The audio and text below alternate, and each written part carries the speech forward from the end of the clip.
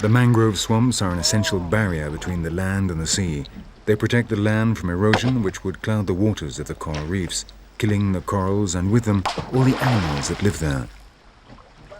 And the rich, complex system of mangrove roots also provides food and shelter for animals and humans.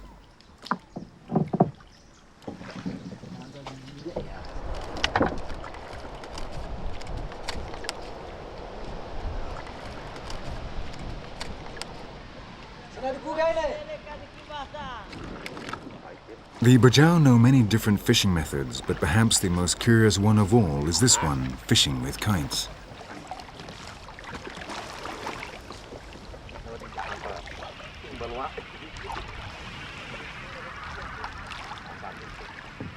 The technique they use is simple but very effective.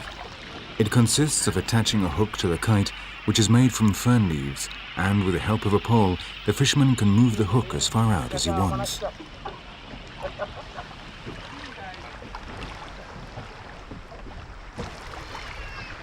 The swaying of the kite keeps the bait in constant movement, attracting above all the flying fish.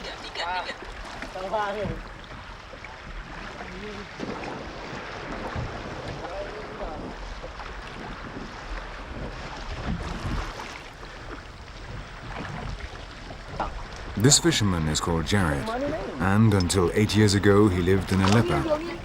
Like many other Bajaus, Jared decided to join a government settlement and education plan.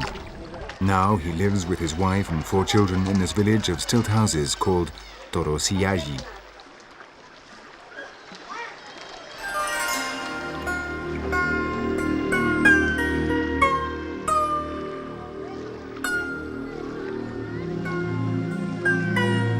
The government tried to house the first families along the coast, but they were unable to adapt to dry land and soon returned to their boats. Then the Bajau suggested building the village over the sea, and so Torosiyaji was born. Today it is a prosperous, well-organized community of 300 families who have electricity, a small clinic, a school and a mosque, and every year new buildings are added to this floating city.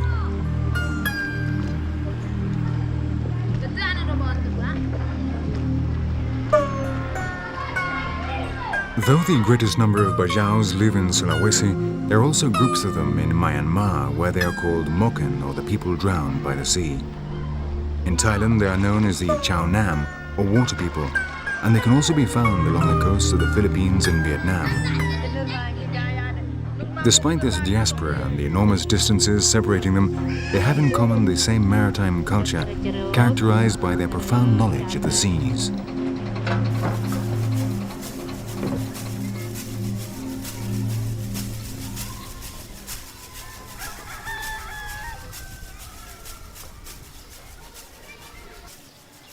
The mosque and the school are the only buildings in Torosiyaji standing on dry land.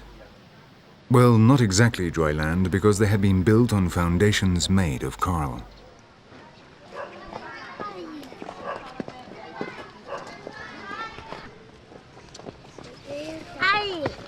Though the government's main aim is that they should settle and the children should go to school, it respects those who have decided to preserve their traditional way of life. And every day a number of canoes sail out to the lepers to take the children of the nomads to the school.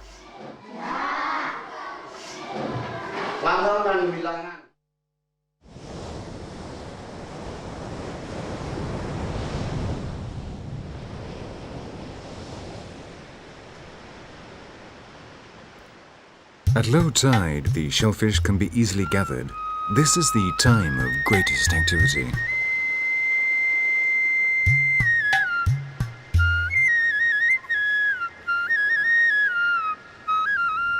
Observing the seaweed, they know what day of the month it is. This is their natural calendar, which never fails. When the seaweed opens up to release the seeds, it is the 3rd day of the month. Between the 10th and the 15th, they again open. From the 16th to the 20th, they remain closed. And from the 20th to the end of the month, their color becomes more intense.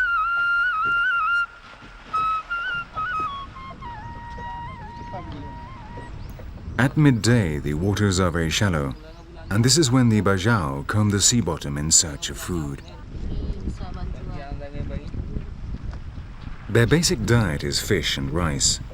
The rice they buy in the markets on the coast, where once a week the women go to sell the fish they have caught and buy basic necessities such as fresh water.